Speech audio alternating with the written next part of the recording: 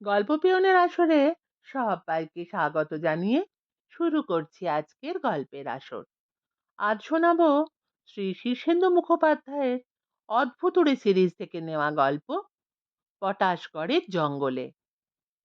শুরু করছি আজকের গল্প পটাশগড়ের জঙ্গলে।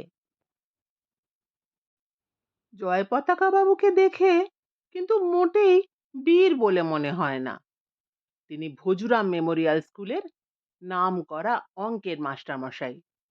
কোঁচানো ধুতি, ধবধবে সাদা পাঞ্জাবি, চোখে গোল্ড ফ্রেমের চশমা, মাথার মাঝখানে চেরা সিঁথি, পায়ে শীত, গ্রীষ্ম, বর্ষা সব সময় সাদা মোজা আর পাম্পশু।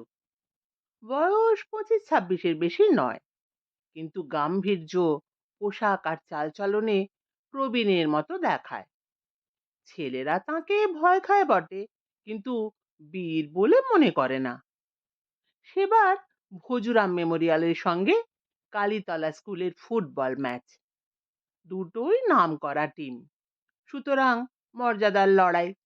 মাঠে কাতারে কাতারে লোক জড়ো হয়েছে খেলা দেখতে। খেলা শুরু হয় ঠিক এই সময়ে বিপত্তিটা ঘটল। শহরের সবচেয়ে সাংঘাতিক জীবটির নাম হচ্ছে কালু, যে হলো শিবের ষাঁড়। গায়ে গতরে যেমন বিশাল, তেমনি তার গোঁ আর রাগ। খেপলে সে আরবি ঘোড়ার মতো দৌড়ায়। ঘোষবাড়ির ভূত হচ্ছে এ শহরের সবচেয়ে বিচ্ছু ছেলে। ভজুরাম মেমোরিয়ালের ক্লাস 8-এর ছাত্র। ফুটবল টিমে তার ঢোকা অনিবার্য ছিল, কিন্তু হেড স্যারের ইংরেজি ক্লাসের সময় সে স্যারের টেবিলের নিচে একটা জ্যান্ত কাঁকড়া বিছে ছেড়ে দেওয়ার অপরাধে তার বিরুদ্ধে শাস্তিমূলক ব্যবস্থা নেওয়া হয়েছে।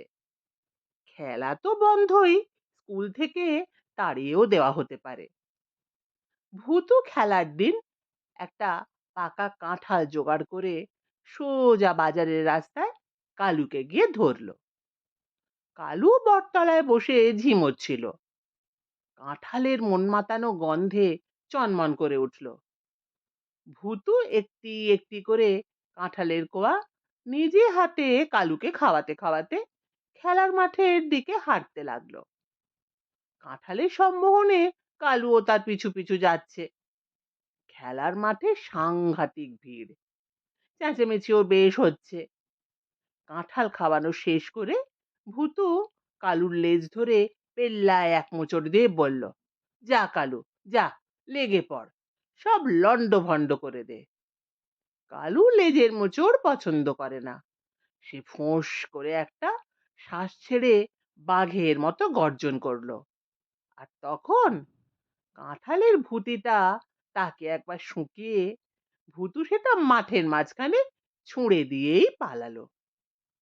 তারপর আর কাণ্ডটা দেখতে হলো না। কালু আর একটা গর্জন ছেড়ে তীব্র গতিতে ভিড়ের মধ্যে গিয়ে পড়ল। গোটা চারেক লোক শূন্যে ডিগবাজি খেয়ে ছিটকে পড়ল। তারপর মাঠের মাঝখানে এক রণতাণ্ডব শুরু করে দিল কালু। লোকে পড়ি কি মরি করে পালাতে লাগলো চারিদিকে। প্লেয়াররা কিছু পালালো, কয়েকজন গোল পোস্টের উপর উঠে পড়লো। চারদিকে হুড়োহুড়ি, হুলুস্থুলু কাণ্ড। এক ধারে দুই স্কুলের মাস্টারমশাইরা চেয়ারে বসেছিলেন, মাঝখানে জেলা ম্যাজিস্ট্রেট, সামনের টেবিলের ওপর ষষ্ঠীচরণ স্মৃতিশিল্ড এবং বগলাপতি রানার্স আপ কাপ সাজানো। কালু মাঠে নামতেই মাস্টারমশাইরা উঠে দুধদার পালালেন। ম্যাজিস্ট্রেট সাহেব চেঁচিয়ে পুলিশদের ডাকাডাকি করছিলেন। কেউ অবশ্য এগিয়ে এলো না। এখানকার পুলিশদের ধারণা কালু শিবের সাক্ষাৎ বাহন, তার গায়ে গুলিও লাগবে না, উপরন্তু শিবের কোপে নির্বংশ হতে হবে। ঠিক এই সময় দেখা গেল জয় পতাকা বাবু বীর দর্পে উঠে দাঁড়িয়েছেন।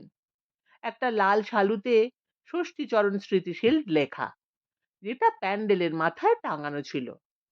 একটা চেয়ারে উঠে শালুটা খুলে ফেললেন জয় পতাকা বাবু। তারপর সোজা মাঠে নেমে কালুর মুখোমুখি হলেন। কালু এমনিতেই রাগী, এত লোক দেখে তার মাথা আরো গরম হয়েছে। তার উপর ভিড়ের মধ্যে সে কাঁঠালের ভুতিটাও খুঁজে পায়নি।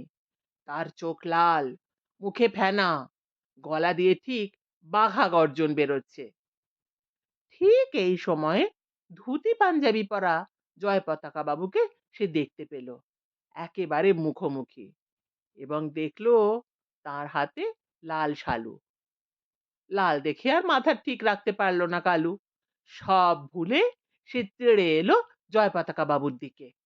কিন্তু অকুতোভয় জয় পতাকা স্যার স্পেন দেশীয় বুল ফাইটারদের মতোই অনায়াস দক্ষতায় শালুটা একটু পাশ কাটিয়ে ধরলেন। কালু তেড়ে আসতেই চট করে সরিয়ে নিলেন। দিকভ্রান্ত কালু খানিকটা দৌড়ে গিয়ে ভুল বুঝতে পেরে ফিরল এবং আবার মাথা নিচু করে শিং উঁচিয়ে তেড়ে এলো। ডাকাবুকো জয় পতাকা বাবু আবার কালুকে দিকভ্রান্ত করে দিলেন। এই কাণ্ড দেখে পলাতক লোকজনেরা আবার ফিরে আসতে লাগলো। চারদিকে করতালি ও হর্ষধ্বনিও শোনা যেতে লাগলো। এর ফলে জয় পতাকা বাবু খুবই উদ্দীপ্ত হয়ে পড়লেন। লোকে ফুটবল খেলা ছেড়ে তার সঙ্গে ষাঁড়ের লড়াই দেখছে, এটা কম কথা নয়।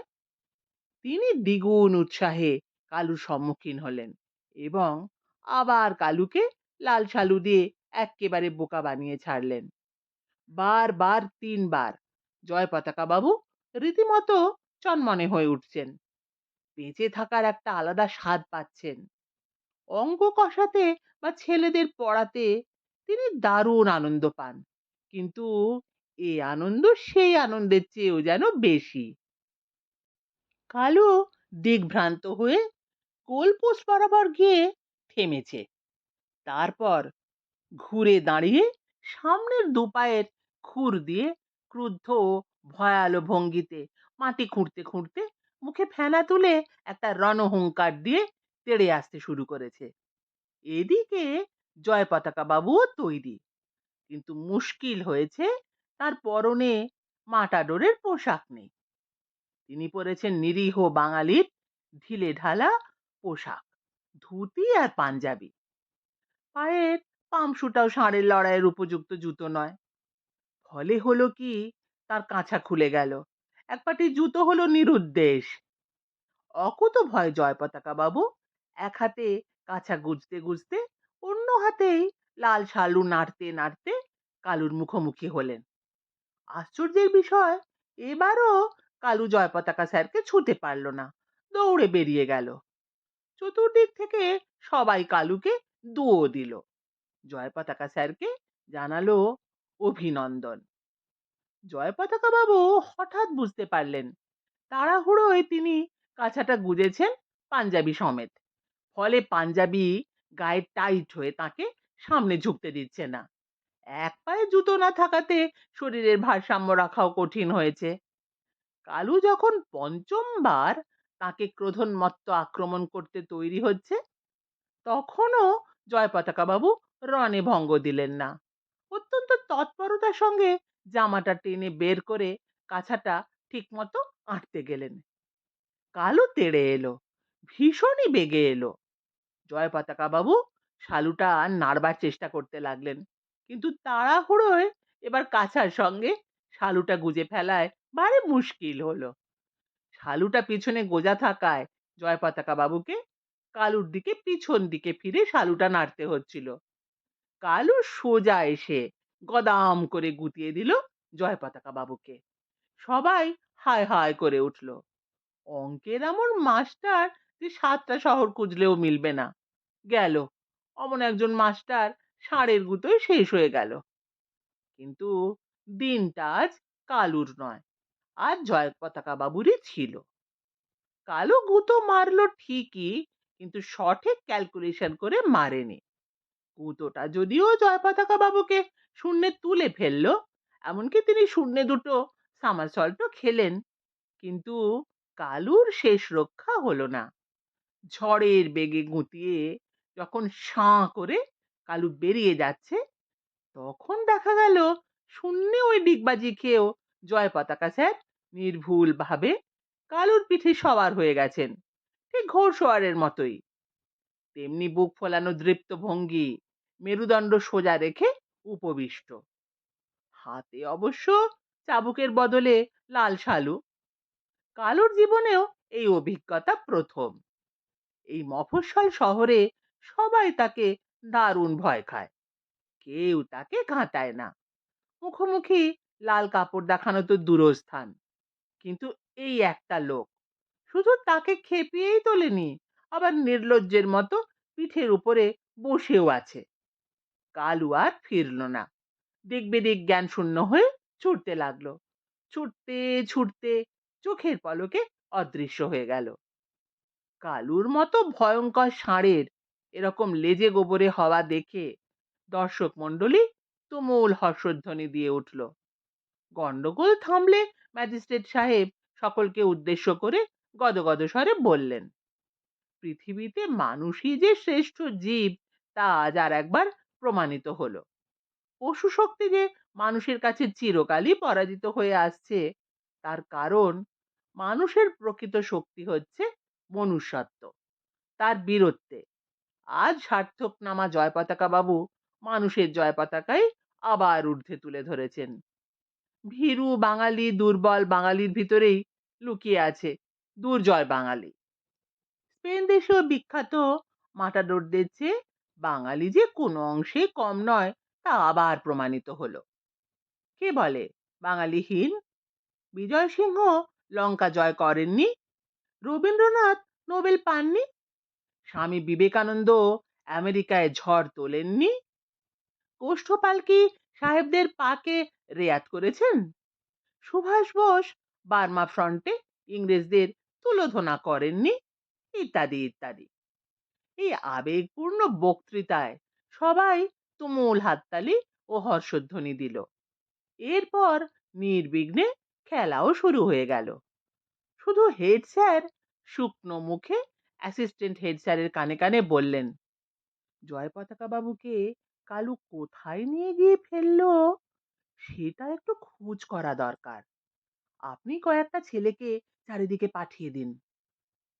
কিন্তু মুশকিল হলো, ছেলেরা সব সন্ধেবেলা ফিরে এসে হেড স্যারকে বলল, কালু বা জয় পতাকা বাবুকে শহরের কোথাও খুঁজে পাওয়া গেল না। তবে দৃশ্যটা অনেকেই দেখেছে। কালু তীর বেগে রাস্তা ধরে দৌড়ে যাচ্ছে, তার পিঠে অবিচল জয় পতাকা বাবু বসা, হাতে লাল শালু পতাকার মতো উড়ছে। দৃশ্যটা যারা দেখেছে তারাও বুঝতে পারছে না ভুল দেখেছে কি না। খবরটা যখন জয় পতাকা বাবুর বাড়িতে পৌঁছলো, তখন জয় পতাকা বাবুর দাদু জয়ধ্বনি রায় এবং বাবা জয়োল্লাস রায়, হাঁ, জয় পতাকা কালুকে ধিট করেছে এটা তাদের বিশ্বাসই হলো না।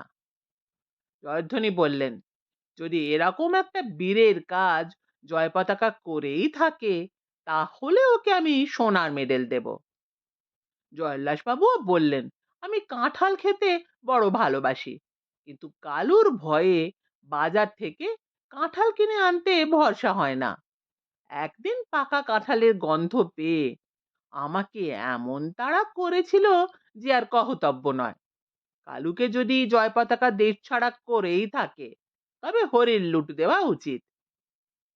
ওদিকে সন্ধেবেলা স্কুলেও মিটিং চলছে। জয় পতাকা বাবুর বীরত্বে ভোজুরাম স্কুলের সকলেই গর্বিত। ম্যাচে তারা 2 গোলে হারা সত্ত্বেও ম্যাজিস্ট্রেট সাহেব জয় পতাকা বাবুর সম্মানে আগামীকাল স্কুল ছুটি দিতে অনুরোধ করায় হেডমাস্টার মশাই ছুটি দিয়েও দিয়েছেন, কিন্তু তার মুখ শুকনো। কালু জয় পতাকাকে কোথায় নিয়ে গেল? ঘটনার সময় মিউনিসিপ্যালিটির চেয়ারম্যান ব্যস্তবাগী ব্যোমকেশ বাবু শহরে ছিলেন না।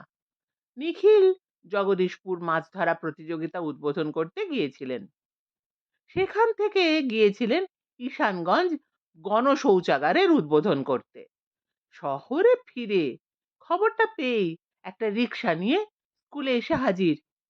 এই যে বিষ্টুবাবু, এসব কি শুনছি? এ তো সাংঘাতিক কাণ্ড মশাই। সেই যে বাঘা যতীন হাত দিয়ে বাঘ মেরেছিলেন, তারপর থেকে ইনফ্যাক্ট বাঙালির তো আর তেমন বীরত্বের রেকর্ড নেই। হ্যাঁ, কি বলেন? ইনফ্যাক্ট আমি তো ভাবছি জয় পরাজয় বাবুকে একটা নাগরিক সংবর্ধনা দেব। হেড স্যার বিষ্ণুবাবু সসম্ভ্রমে বললেন, দেওয়াই উচিত। ম্যাজিস্ট্রেট সাহেবের সঙ্গে আমার দেখা হয়েছিল। তিনি তো জয় পরাজয় বাবুর গুণগানে পঞ্চমুখ। ইনফ্যাক্ট শহরের জনগণও একই কথা বলছে।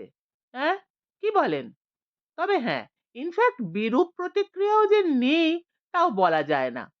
ইনফ্যাক্ট অনেকে তো খুবই চটে গেছে। তাদের বিশ্বাস কালু হচ্ছে স্বয়ং শিবের প্রতিনিধি। তাকে জনগণের সামনে হেনস্থা করা খুবই অন্যায় হয়েছে। আর যার পিঠে চেপে স্বয়ং শিব ঘুরে বেড়ান, তার পিঠে চাপাটাও জয় পরাজয় বাবুর ঠিক হয়নি। বিষ্ণুবাবু সসম্ভ্রমে বললেন, ওর নাম জয় পতাকা, জয় পরাজয় নয়। ও হ্যাঁ হ্যাঁ, ভুল হয়েছিল। নাগরিক সংবর্ধনাটা ওকে দেওয়ায় স্থির করে ফেলি তাহলে। হ্যাঁ, কি বলেন? অবশ্য ইনফ্যাক্ট একই সঙ্গে একটা ধিক্কার সভাও হবে। অনেকে তো সমবেতভাবে এই ঘটনার তীব্র নিন্দা করবে। ইনফ্যাক্ট আমাকে দুটো সভারই সভাপতি হতে হবে। আফটার অল সকলেই তো ভোটার, আমাকে সকলের দিকই দেখতে হয়। বিষ্ণুবাবু একটা দীর্ঘশ্বাস ফেলে বললেন, তা তো বটেই। ব্যোমকেশ বাবু উৎসাহিত হয়ে বললেন, একই দিনে শহরের দু জায়গায় জয় পরাজয় বাবুর নিন্দা এবং প্রশংসা, এ বেশ ভালোই হবে। প্রশংসা করতে গিয়ে তো লোকের মাত্রা জ্ঞান থাকে না, বেশি বেশি বলে ফেলে। নিন্দা করতে গিয়েও ইনফ্যাক্ট তাই হয়। এই এক্সিস ব্যাপারটা নিন্দা ও প্রশংসায় কাটাকাটি হয়ে যাবে। হ্যাঁ, কি বলেন? তা জয় পরাজয় বাবুকে একটু ডাকুন, আমি ওকে একটু অভিনন্দন জানিয়ে যাই। বিষ্ণুবাবু দুঃখিত ভাবে মাথা নেড়ে বললেন, কালু আর জয় পতাকা কারোরই তো কোনো খোঁজ নেই। ব্যোমকেশ বাবু চমকে উঠে বললেন, হ্যাঁ, সে কি? সব জায়গায় ছেলেরা খুঁজে এসেছে, কালুও নেই, জয় পতাকাও নেই। জয় পতাকাকে না পেলে স্কুল চলবে কি করে ভেবে পাচ্ছি না। সে আমাদের অঙ্কের জাদুকর, গাধা পিটিয়ে মানুষ করে। ব্যোমকেশ বাবুকে খুবই চিন্তিত দেখালো। অনেকক্ষণ ভেবে বললেন, যদি ধরুন ইনফ্যাক্ট জয় পরাজয় বাবুকে নাই পাওয়া যায়, তাহলে কি করবেন? আমরা অতটা ভাবছি না জয় পতাকা যেখানেই যাক ফিরে আসবেই। ভজুরাম মেমোরিয়াল স্কুলকে সে বড্ড ভালোবাসে। ব্যোমকেশ বাবু চিন্তিত ভাবে বললেন, নাগরিক সংবর্ধনা আর ধিক্কার সভা দুটোই যে পরশুদিন। উনি না এলে তো খুবই মুশকিল, ঢাড়া পিটিয়ে দেওয়া হয়েছে। পরশুদিনও যদি জয় পরাজয় বাবুর খোঁজ নাই পাওয়া যায়, তাহলে কি করবেন? আমরা অতটা ভাবছি না। জয় পতাকা যেখানেই যাক ফিরে আসবে। ভজুরাম মেমোরিয়াল স্কুলকে সে বড্ড ভালোবাসে। ব্যোমকেশ বাবু চিন্তিত ভাবে বললেন, নাগরিক সংবর্ধনা আর ধিক্কার সভা দুটোই যে পরশুদিন। উনি না এলে তো খুবই মুশকিল, ঢেড়া পিটিয়ে দেওয়া হয়েছে। পরশুদিনও যদি জয় পরাজয় বাবুর খোঁজ পাওয়া না যায়, তাহলে তাহলে আমাদের মুরারি বাবুই অঙ্ক করাবেন। কিন্তু উনি বুড়ো হয়েছেন। ব্যোমকেশ বাবু গম্ভীর মুখে বললেন, পরশুদিনও জয় পরাজয় বাবু না ফিরলে আমরা নাগরিক সংবর্ধনাটাকে শোক সভা করে দেব। হ্যাঁ, কি বলেন? ধরেই নিতে হবে যে ইনফ্যাক্ট উনি মারাই গেছেন, কিল্ড বাই কালু। সিদ্ধান্তের কথা ঘোষণা করেই ব্যোমকেশ বাবু তড়িৎ পায়ে বেরিয়ে গিয়ে রিকশায় চাপলেন। তার মেলা কাজ। আজ রাতে একটা ব্রিজ খেলা প্রতিযোগিতা, একটা ব্যায়াম প্রতিযোগিতা, একটা গানের জলসা উদ্বোধন করতে হবে। পকেট থেকে একটা ছোট্ট নোট বই বের করে এনগেজমেন্ট গুলো দেখে নিয়ে আপন মনে পড়লেন, উফ, কত কাজ! সকলের মুখেই কেবল ব্যোমকেশ আর ব্যোমকেশ। ব্যোমকেশ ছাড়া কারো চলে না। হুঁ বাবা, শ্যামলাহেরিকে আর কলকে পেতে হচ্ছে না। ওদিকে জয় পতাকা বাবুর কি হলো সেটাও একটু দেখা দরকার। এ কথা ঠিক যে তিনি কালুকে নিরস্ত করতে গিয়ে প্রচন্ড সাহস ও আত্মত্যাগের দৃষ্টান্ত স্থাপন করেছেন। তিনি যে স্পেন দেশে জন্মগ্রহণ করলে একজন প্রথম শ্রেণীর বুল ফাইটার হতে পারতেন, সে বিষয়েও আর সন্দেহ থাকার কথা নয়। কালুকে তিনি নিরস্ত ও পরাস্ত করেও একেবারে শেষ রক্ষাটা হয়নি। লড়াইয়ের শেষ পর্যায়ে কালু তাকে ঢু মেরে শূন্যে নিক্ষেপ করে এবং তিনি শূন্যে পুরোপুরি দুটো ডিগবাজি খান। এর পরের দৃশ্য যদিও জয় পতাকা বাবুর জয়ই ঘোষণা করে, কিন্তু দেখা যায় তিনি কালুর পিঠে সওয়ার হয়ে বসে আছেন এবং কালু ভীত বিস্মিত হয়ে দিক বিদিক জ্ঞান শূন্য হয়ে ছুটছে। দৃশ্যটা ভালো হলেও জয় পতাকা বাবুর কিন্তু এতে কোনো কৃতিত্ব নেই, কারণ শূন্যে ডিগবাজি খেয়ে কালুর পিঠে সওয়ার হওয়ার বিন্দু মাত্র ইচ্ছে তাঁর ছিল না। নেহাতি দৈবক্রমে তিনি কালুর পিঠের ওপর এসে পড়েন, কিন্তু লোকে তা জানে না। লোকে এও জানে না যে কালুর গুঁতোয় জয় পতাকা বাবুর মাথায় এমনই এক সাংঘাতিক ঝাঁকুনি লাগে, যার ফলে তার বুদ্ধি শুদ্ধি গুলিয়ে যায় এবং তিনি স্মৃতিভ্রংশ হয়ে পড়েন। কালু যখন তাকে পিঠে নিয়ে ছুটছে, তখন জয় পতাকা বাবু বুঝতে পারছেন না ব্যাপারটা কি হচ্ছে। তবে তিনি বুদ্ধিভ্রংশ হয়ে পড়লেও স্বাভাবিক জৈব তাড়নায় ছুটন্ত কালুর পিঠ থেকে নামবার চেষ্টা করলেন না, বরং খুব আঁট হয়ে বসে রইলেন। বসে বসে তিনি চারিদিকে ছুটন্ত বাড়িঘর এবং লোকজন দেখতে লাগলেন। এটা কোন শহর তা তিনি বুঝতে পারছিলেন না, যদিও এই শহরেই তার জন্ম। তিনি যে কে তাও তিনি বুঝতে পারছিলেন না। পূর্বাপর কোনো ঘটনাই তার মনে পড়ল না। তিনি শুধু বুঝতে পারছিলেন যে এক বেগবান ষাঁড়ের পিঠে তিনি বসে আছেন। ব্যাপারটা তার কাছে খুবই স্বাভাবিক বলে মনে হচ্ছিল, যেন তিনি রোজই ষাঁড়ের পিঠে চেপে ঘুরে বেড়ান। তাই তিনি হাসি হাসি মুখ করে বসেই রইলেন। শুধু তাই নয়, রাস্তার দুধারে দাঁড়ানো যেসব লোক বিস্ময় এবং আতঙ্কে দৃশ্যটা দেখছিল, তাদের উদ্দেশ্যে হাত নেড়ে অভিনন্দনও জানাতে লাগলেন। কালুর জীবনে এরকম অভিজ্ঞতা আর হয়নি। এই শহরে সে ছিল একচ্ছত্র সম্রাট। এই অঞ্চলে আরো কয়েকটা ষাঁড় আছে বটে, কিন্তু তারা কেউ কালুর সমকক্ষ নয়। কালুকে তারা রীতিমতো মান্যগণ্য করে, এমনকি নিজেদের ভাষায় হয়তো কাকা জ্যাঠা বা ওস্তাদ কিংবা মহারাজ বলে ডাকেও। গুঁতোর চোটে সে বহু লোককে ঢিঠ করেছে, স্বয়ং দারোগা বাবুকেও ছাড়েনি। এমনকি শ্যামলাহিড়ির খুনিয়া ডোবারম্যান কুকুরটা অবধি তাকে পথ ছেড়ে দেয়। কালুর পিঠে যখন একটা মাছিও বসবার আগে দুবার ভাবে, তখন এই লোকটা যে কি করে উড়ে এসে জুড়ে বসলো সেটাই কালুর মাথায় আসছে না। যতই ভাবছে, কালু ততই এই হেনস্থার অপমানে আরো মাথা গুলিয়ে যাচ্ছে, আর আতঙ্কিত হয়ে সে ছুটছেও প্রাণপণে। আপদটাকে পেট থেকে না সরাতে পারলে তার শান্তি নেই। ছুটতে ছুটতে কালু শহর পেরিয়ে এলো। পথশ্রমে তার মুখ দিয়ে ফেনা উঠতে লাগলো, তবু সে থামলো না। সে পরিষ্কারই বুঝতে পারছে যে শহরের অন্যান্য ষাঁড় আর তাকে আগের মতো মান্যগণ্য করছে না। লোকেরাও আর তাকে শিবের বাহন বলে কলাটা মূলোটা ভেট দেবে না। শ্যাম লাহিড়ির ডোবারম্যান কুকুর এবার তাকে দেখলেই নির্ঘাত ইংরাজিতে ঘেউ ঘেউ করে দোঁ দেবে। গায়ের জ্বালা জুড়াতে সামনে নদী দেখে কালু তাতে নেমে পড়ল।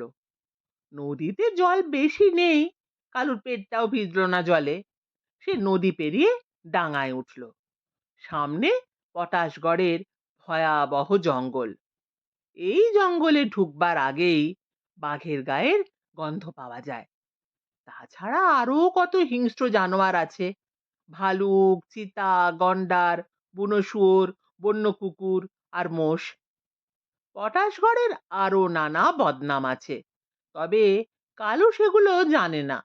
সে বাঘের গায়ের গন্ধটা অবশ্যই ভালোই টের পায়।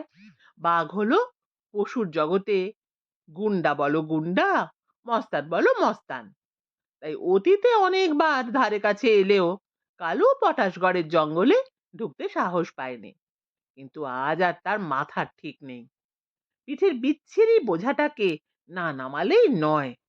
পটাশগড় ঘন জঙ্গল, লতায় পাতায় গাছপালায় একেবারে নিশ্ছিদ্রই বলা যায়। কোনো একটা ফাঁক দিয়ে একবার জঙ্গলে ঢুকতে পারলে ডালপালায় আটকে লোকটা তার পিঠ থেকে পড়বেই। কালু জানে না পটাশগড়ের জঙ্গলে শুধু সে কেন, অমন বাঘা শিকারী শ্যামলাহেড়ি অব্দি একবারের বেশি দুবার ঢোকেনি। জঙ্গলের ভিতরে ভুতুড়ে জলা, চোরা বালি, গভীর খাদ সবই আছে। আছে জোঁক, সাপ, বিছে। তাছাড়া আর যা আছে তা নিয়ে লোকে বেশি উচ্চবাচ্য করে না। কিন্তু জায়গাটা সবাই এড়িয়ে চলে। এমনকি কাঠুরে বা পাতাকুড়ুনি বা মৌলিরাও বড় একটা এদিক পানে আসে না। এসব জানে না বলেই কালু তার পিঠের অনভিপ্রেত সবারটিকে নিয়ে সবেগে জঙ্গলে ঢুকে পড়ল। জয় পতাকা বাবুর স্মৃতিভ্রংশ হলেও জৈবিক বুদ্ধি লোপ পায়নি। তিনি ঘন ডালপালা দেখেই কালুর পিঠে শটান হয়ে শুয়ে পড়লেন উপর হয়ে। তাতে খুব একটা লাভ হলো না। সন্ধ্যের আবছা আধার নেমে এসেছে বাইরে, আর জঙ্গলের ভিতরটা ঘুরঘুরটে অন্ধকার। সবেগে নানা গাছের ডাল হেড স্যারের বেতের মতো জয় পতাকা বাবুর পিঠে এবং হাতে পায়ে এসে লাগছিল। তিনি উফ আহ করতে লাগলেন। কালু আরো ভিতরে ঢুকে পড়তে লাগলো। সপাং করে পিঠে একটা কচি বাঁশের ডগা লাগতেই জয় পতাকা বাবু গেলাম বলে মাথাটা যেই তুলেছেন, অমনি গদাম করে একটা মোটা গাছের ডাল তার কপালে এসে লাগলো। জয় পতাকা বাবু মাটিতে ছিটকে পড়ে গেলেন। সঙ্গে সঙ্গে কে যেন কাছ থেকেই ভারী মোলায়েম গলায় বলে উঠল, আসুন আসুন, কি ভাগ্য আমাদের। জয় পতাকা বাবু কপালটা চেপে ধরে খানিকক্ষণ ঝিম মেরে বসে রইলেন। তারপর হঠাৎ তার মনে পড়ল তিনি জয় পতাকা বাবু। নামটা মনে পড়ার সঙ্গে সঙ্গে বাদ বাকি সবকিছুই সিনেমার ছবির মতো তার মনে পড়ে যেতে লাগলো। মনে না পড়লেই অবশ্য ভালো ছিল, কারণ এও তার মনে পড়ল যে সেই ভয়াবহ মনুষ্যবর্জিত রহস্যময় পটাশগড়ের জঙ্গল। মনে পড়ার সঙ্গে সঙ্গে তার গায়ে কাঁটা দিল ভয়ে। কার গলা একটু আগে শুনলেন তিনি? জয় পতাকা বাবু চারিদিকে তাকাতে লাগলেন। নিশ্ছিদ্র অন্ধকারে জোনাকি জ্বলছে, গাছপালায় বাতাসের সরসর শব্দ হচ্ছে। একটা হুতম পেঁচা আর এক ঝাঁক শেয়ালের ডাক শোনা গেল। কেমন একটা বোটকা গন্ধও পাচ্ছেন জয় পতাকা বাবু। তার ভরসা এই যে কাছাকাছি মানুষ আছে। একটু আগেই ভারী বিনয়ী আর মোলায়েম একটা মনুষ্য কণ্ঠ তিনি শুনতে পেয়েছেন। জয় পতাকা বাবু গাটা ঝেড়ে উঠে দাঁড়ালেন। তারপর বললেন, কে? কেউ কি আছেন কাছাকাছি? কেউ কোনো জবাব দিল না। তবে চাপা হাসির একটা ভারী ক্ষীণ শব্দ শুনতে পেলেন জয় পতাকা। গায়ে আবার কাঁটা দিল। যতদূর জানা যায় সাহেব শিকারীরা অবধি এই জঙ্গলকে এড়িয়ে চলতো। ডাকাবুকো শ্যাম লাহিড়ী একবার ঢুকেছিলেন। কি হয়েছিল কে জানে। শ্যাম লাহিড়ী ভারী চাপা স্বভাবের গম্ভীর মানুষ। কাউকে সেই অভিজ্ঞতার কথা বলেননি। তবে নিজে আর কখনো ঢোকেননি এই জঙ্গলে। জয় পতাকা খানিকক্ষণ স্থির হয়ে দাঁড়িয়ে চারিদিকটা অন্ধকারে অনুভব করার চেষ্টা করলেন। জঙ্গলটা শহরের উত্তর দিকে, সুতরাং তিনি যদি দক্ষিণ দিকে এগোন তাহলে একসময় জঙ্গলের বাইরে গিয়ে পৌঁছতে পারবেন। কিন্তু দিক ঠিক পাবেন কি করে? এই ভয়ঙ্কর অন্ধকারে নিজের হাতের তেলো অবধি দেখা যাচ্ছে না যে। সুতরাং তিনি ঠিক করলেন নাক বরাবর এগিয়ে যাবেন। এক জায়গায় স্থির হয়ে না থেকে এগোনোই ভালো। পটাশগড়ের জঙ্গলে রাত কাটানোর কথা ভাবাই যায় না। জয় পতাকা যেই পা বাড়িয়েছেন অমনি সেই মোলায়েম গলা বলে উঠল, ঠিকই যাচ্ছেন। গলাটা এত ক্ষীণ আর এত দূর থেকে এলো যে সেটা আসলে গলা না মনের ভুল তা বুঝতে পারলেন না জয়পতাকা। তবে তিনিও ভারী বিনয়ের সঙ্গে বললেন, আপনি যদি আমাকে একটু সাহায্য করেন তবে ভারী ভালো হয়, বড় বিপদে পড়েছি। এ কথার কেউ জবাব দিল না। জয়পতাকা কিছুক্ষণ অপেক্ষা করে হতাশ হয়ে এগোতে লাগলেন। বন জঙ্গলে এগোনো ভারী শক্ত, পদে পদে বাধা। ঝোপঝাড়, কাঁটা গাছ, লতা পাতা সবই পথ আটকায়। পায়ে লতা জড়িয়ে দুবার মুখ থুবড়ে পড়লেন জয়পতাকা। তবে নিচে গাছের পাতা আর লম্বা ঘাসের নরম আস্তরণ আছে বলে তেমন ব্যথা পেলেন না। একবার খুব কাছ দিয়ে একটা মস্ত বড় প্রাণী দৌড়ে চলে গেল। দুবার ক্রুদ্ধ বাঘের গর্জন শুনতে পেলেন দূর থেকে। বুকটা ভারী টিপ টিপ করতে লাগলো, কিন্তু যতক্ষণ শ্বাস ততক্ষণ আশ। আজ বিকেলে যে দুঃসাহসের সঙ্গে উনি খ্যাপা ষাঁড়ের মোকাবিলা করেছেন, সেই সাহসের কিছু তো এখন অবশিষ্ট আছে। সেই সাহসে ভর করেই জয়পতাকা এগোতে লাগলেন। এগোনোর পথে কোনো বাধাই তাকে আটকাতে পারছিল না। হঠাৎ খানিকটা স্যাঁতস্যাঁতে জমি পেলেন পায়ের তলায়। কয়েক পা এগোতে ভচাত করে হাঁটু অবধি ডুবে গেল কাদায়। তারপর কোমর অবধি বরফ ঠান্ডা জল। জয়পতাকা পরোয়া না করে শীতে হি হি হি করে কাঁপতে কাঁপতে গতি বজায় রাখলেন। অবশ্য এটা ঠিক শীতকাল নয়, শরৎকাল। তবু এইসব পাহাড়ি অঞ্চলে একটু ঠান্ডাই পড়ে যায় এ সময়। জয়পতাকা শীত প্লাস ভয় প্লাস উৎকণ্ঠাতেও কাঁপছেন। হঠাৎ সামনে ভুস করে একটা নীলচে আলো লাফিয়ে উঠল শূন্যে। ভুতুড়ে লণ্ঠনের মতো কিছুক্ষণ নিরালম্ব হয়ে দুলতে লাগলো। তারপর নিভে গেল। ফের একটু দূরে আর একটা আলো লাফিয়ে উঠল। অন্য কেউ হলে এই কাণ্ড দেখে চেঁচাতো। জয়পতাকা আলেয়ার কথা জানেন, তাই চেঁচালেন না। যদিও প্রথম আলেয়াটা দেখে তার চেঁচাতে ইচ্ছে হয়েছিল। জলা পার হতে অনেকক্ষণ সময় লাগলো। জয়পতাকা যেন পরিশ্রান্ত বোধ করছেন। জলা থেকে ডাঙায় উঠে একটু জিরিয়ে নেবেন কিনা ভাবছেন। এমন সময় সেই মোলায়েম কণ্ঠস্বর বাতাসের ফিসফিসানির মতো বলে উঠল, এখন যে নষ্ট করার মতো সময় নেই, সাহেবের ডিনারের সময় হয়ে এলো। কথাটার মানে কিছু বুঝতে পারলেন না জয়পতাকা। তবে বসতে তাঁর আর সাহস হলো না। কোমরের লাল শালুটা খুলে হাত পা একটু মুছে নিয়ে ফের এগোতে লাগলেন। ধুতি পাঞ্জাবি জলে ভিজে সপ সপ করছে। দিগ্ভ্রান্ত, শ্রান্ত, ক্লান্ত জয়পতাকা চলতে লাগলেন।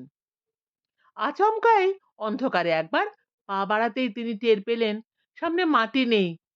পাটা টেনে নেওয়ার একটা চেষ্টা করলেন উনি, কিন্তু স্পষ্ট টের পেলেন কে যেন তাকে পেছন থেকে একটু ঠেলে দিল। জয়পতাকা একেবারে লাট খেয়ে খেয়ে এক বিশাল খাদের মধ্যে হু হু হু হু করে পড়ে যেতে লাগলেন। পড়ছেন আর ভাবছেন, এটা ঠিক কি হয়েছে? আজই যে লোকটা অমন খ্যাপা কালু ষাঁড়কে জব্দ করলো, তার প্রতি ভগবানের এ কি বিচার? তবে কি কিছু লোক ঠিক কথাই বলে? কালু কি তাহলে সত্যি শিবের ষাঁড়? তার পিঠে সবার হওয়া কি আমার উচিত হয়নি? পড়তে অনেকটা সময় লাগছিল জয়পতাকা বাবুর। সেই ফাঁকে তিনি একটা হাই তুললেন এবং একবার আড়মোড়াও ভেঙে নিলেন। তারপর দ্বিতীয় হাইটা তুলতে গিয়ে একটা ধপাস শব্দ শুনলেন এবং শরীরে একটা প্রবল ঝাঁকুনি লাগলো। বুঝলেন যে তিনি পড়েছেন, তবে বেঁচে আছেন কিনা বুঝতে পারছেন না। শ্বাস অবশ্য চলছে, বুকটাও ঢিপ ঢিপ করছে। খাদের মধ্যে অন্ধকার আরো জমাট, আরো নিরেট। জয়পতাকা চারদিক হাতড়ে হাতড়ে বুঝতে পারলেন তিনি পড়েছেন রাজ্যের জমে থাকা শুকনো নরম পাতা আর পচা ডালপালার উপর। সেটা এতই নরম যে ফোম রাবারের গদিকেও হার মানায়। জয়পতাকা বাবুর ইচ্ছে হচ্ছিল এখানে শুয়ে রাতটা কাটিয়ে দেন, কিন্তু সেই মোলায়েম কণ্ঠস্বর এখানেও সঙ্গ ছাড়েনি। বলে উঠল, ডিনারের গং বেজে যাবে যে, সাহেব ভারী রাগ করবেন। কণ্ঠস্বরটি যারই হোক, লোকটি হয়তো তেমন খারাপ নয়। তাছাড়া ডিনারের কথাও বলছে। জয়পতাকার পেটে এখন দাউ দাউ খিদে। সুতরাং একটু দম নিয়ে তিনি খাট থেকে উদ্ধারের ফিকির ভাবতে লাগলেন। লতা পাতা বেয়ে যদি উপরে উঠতে হয়, তাহলেও জয়পতাকা পেরে উঠবেন না। তার গায়ে আর জোর নেই। জীবনেও তিনি ব্যায়াম ট্যায়াম করেননি, কেবল বই পড়েছেন। এগোলেই হবে, পথ পেয়ে যাবেন। সেই মোলায়েম গলাটি বলে উঠল। জয়পতাকা সুতরাং বেজার মুখ করে এগোলেন। সরু খাদ, লম্বা একটা গলির মতো। কোনো সময় ভূমিকম্পের ফলে মাটিতে গভীর ফাটল ধরেছিল, সেটাই এখন হাঁ করা খাদ। দুদিকে হাত বাড়ালেই এবড়ো খেবড়ো দুটো দেওয়ালই স্পর্শ করা যায়। জয়পতাকা এরোপ্লেনের মতো দুদিকে হাত বাড়িয়ে সাবধানে এগোতে লাগলেন। ১০-১২ পা হাঁটতেই ডান ধারে আর একটা গলি। কে যেন সেই গলির ভিতর থেকে চাপা গলায় বলে উঠল, আসুন, এই পথ। জয়পতাকা অগ্রপশ্চাৎ না ভেবে ঢুকে পড়লেন গলির মধ্যে। কিছুই দেখতে পাচ্ছেন না, কিন্তু পায়ের নিচে বেশ মসৃণ মাটি। একটা ঢালু বেয়ে ধীরে ধীরে উপরের দিকে উঠে গেছে। কতক্ষণ ধরে যে হাঁটতে হলো তা জয়পতাকার হিসেব নেই। হাঁটছেন তো হাঁটছেনই, পথ আর ফুরোচ্ছে না। জয়পতাকার বুদ্ধি বিবেচনা তেমন কাজ করছে না। মাথাটা কেমন ধোঁয়া ধোঁয়া লাগছে। ধকল তো বড় কম যায়নি। তিনি যন্ত্রের পুতুলের মতো হাঁটতে লাগলেন। হাঁটতে হাঁটতে ঘুমিয়ে পড়লেন। হঠাৎ মনে হলো পথ শেষ হয়েছে। সামনে ফাঁকা জমি। চোখ কচলে জয়পতাকা চাইলেন।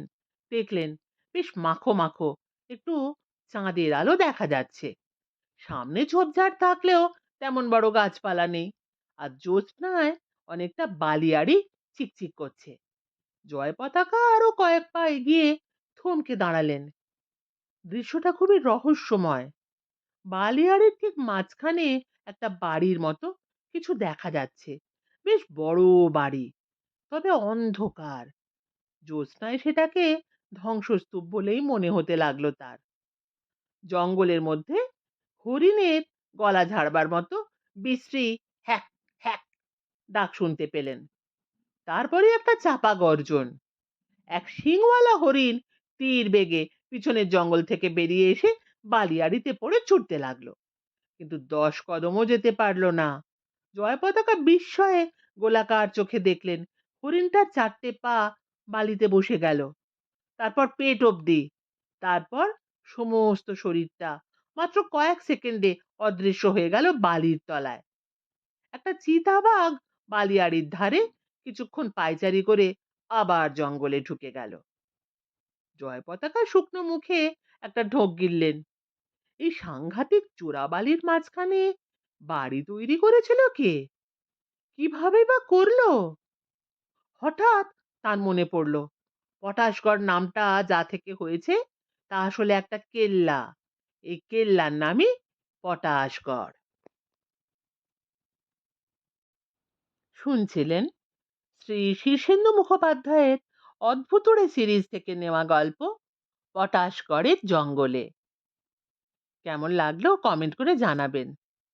ফিরে আসছি দ্বিতীয় পর্ব নিয়ে।